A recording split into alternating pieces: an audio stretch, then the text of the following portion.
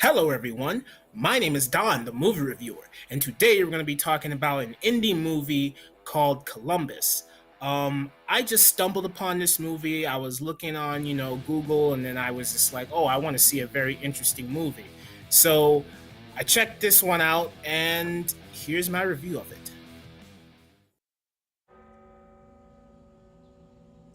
There's this belief that if you're not there when a family member dies, your spirit will roam aimlessly and become a ghost.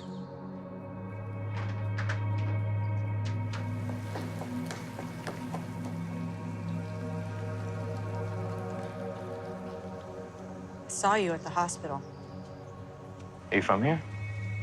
Yeah. You like it here? I'm really interested in architecture. Yeah, I hear this town is quite the mecca. You like her? I think she's bright. You, of all people, should be in college. I just think I should stay here. You are smart and talented. You could do a lot better. Then what? In the middle of all the mess, suddenly the place I'd lived my whole life felt different. Like I'd been transported somewhere else.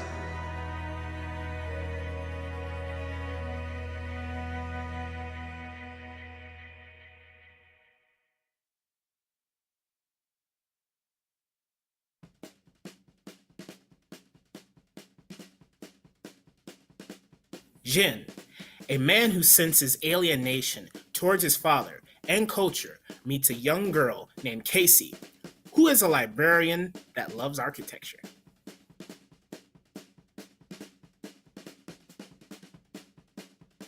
John Cho plays Jin, a man who feels plagued by the conditions of his father.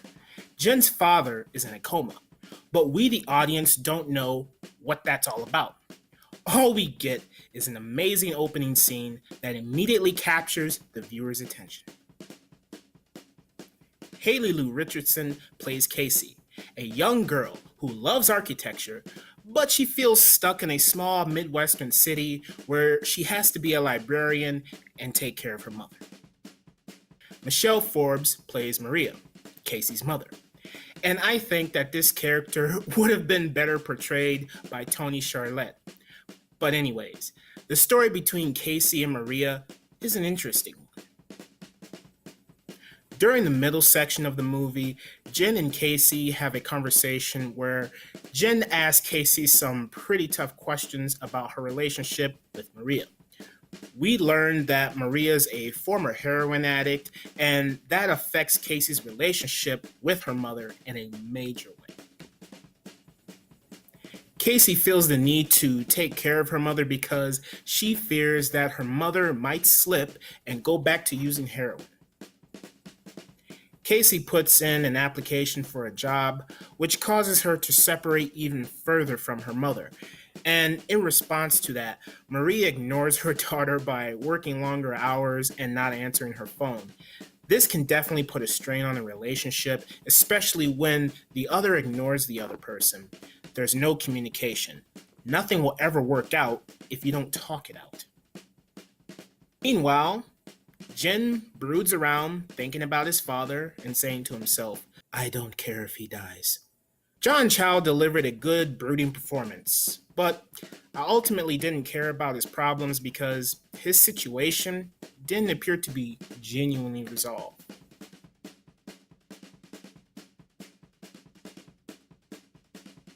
This isn't a movie.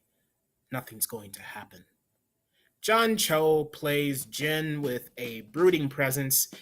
He's good on screen in this leading performance. He plays the character straightforward while at the same time commanding the screen. Haley Lou Richardson plays Casey, and I liked all of her scenes. I felt Casey's frailty with all of her distinguishable emotions. During the scenes of her crying, I not only felt the emotion pour out of her character, but I also felt like her emotions were coming from a genuine place. Michelle Forbes plays Maria, who's a recovering heroin addict. There's not much to her character here except her ignoring Casey in a couple of scenes. The movie explains the relationship between the two, I wanted their story to have more of a contemplative structure and execution, but what I got was a pretty dull and dry perspective from the mother side of things, and that mostly affected my overall connection to the relationship as a whole. Rory Culkin outshines everybody in this movie. All of his scenes are excellent, and his performance demands screen attention. I didn't know that Mr. Rory Culkin was this good of an actor. All of his pieces of dialogue are engaging, and Rory Culkin just delivers his lines with such ease and grace that they truly sound like they're coming from his heart. I will complain about one thing though.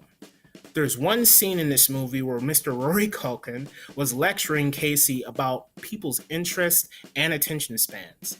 During that moment, I felt like the movie was being self-aware. That's fine and all. You know, the lecture was good, but it had absolutely nothing to do with this movie as a whole, and so therefore I just kind of hated that scene. Parker Posey plays Jen's father's assistant, and her performance was passable. I didn't care about the character. There's like one scene in this movie where Jen and the assistant are about to get it on, and during that moment, I didn't care because the movie didn't express any sort of reason for me to care.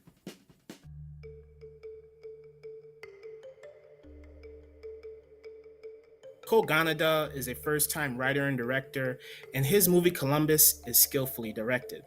However, my one problem with this movie is what was the point of all of the random shots of decorative mosaic balls and colorful vases that are scattered in small scenes throughout this movie? It's a small nitpick.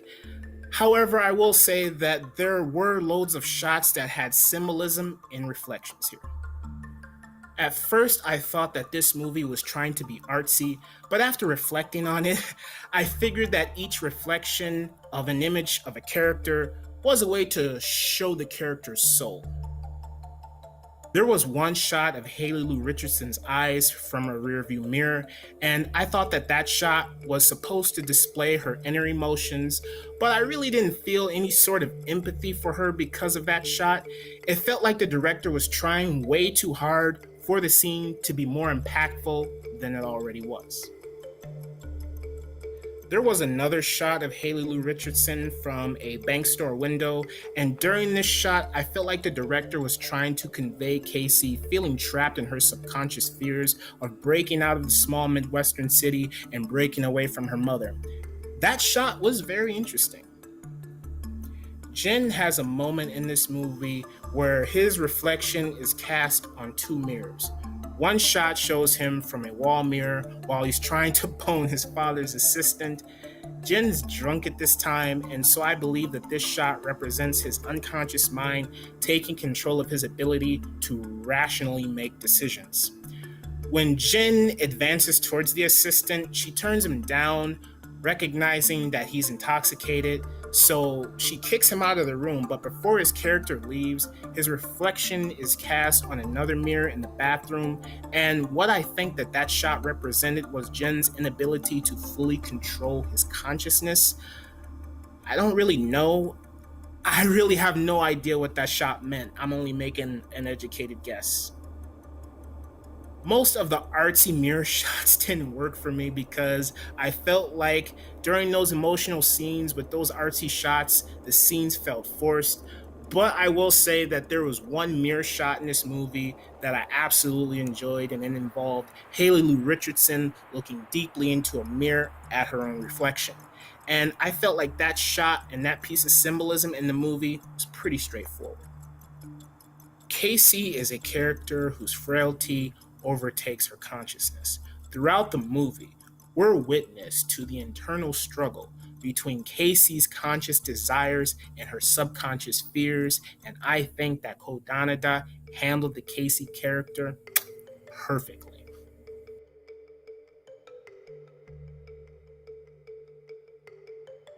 Haley Lou Richardson's performance was effective, and I really enjoyed the scene with her crying because she projected so much emotion in that one frame.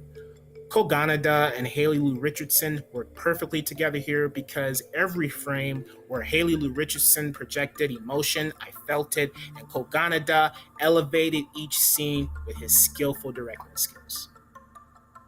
Rory Culkin is absolutely fantastic in this movie. He's the best actor here, hands down. His performance was handled with absolute craftsmanship. For a first-time writer and director, this was pretty impressive. However, the constant mirror shots felt a bit obscure, the random shots of decorative objects appeared to be out of place, the lecture about people's attention spans had nothing to do with the movie.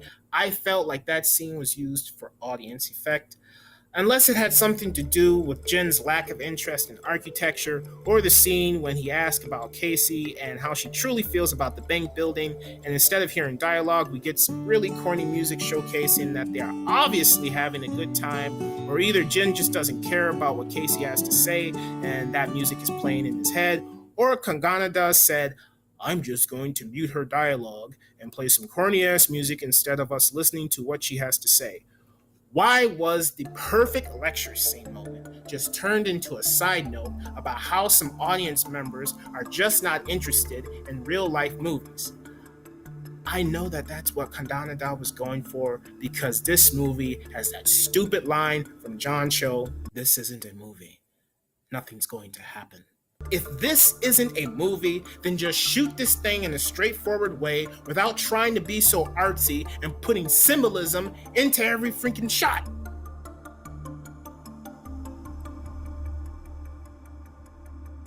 Overall, I will give the Columbus movie a B. I give it a solid B because there were some things that I did like in this movie. I thought the overall execution of the story was pretty good. Everything seemed straightforward, but then I discovered that the director wanted to make an artsy movie that was philosophical, and on that note, it failed on all cylinders, and the only thing that kept me interested in this movie were the performances from Rory Culkin, Haley Lou Richardson, and John Cho.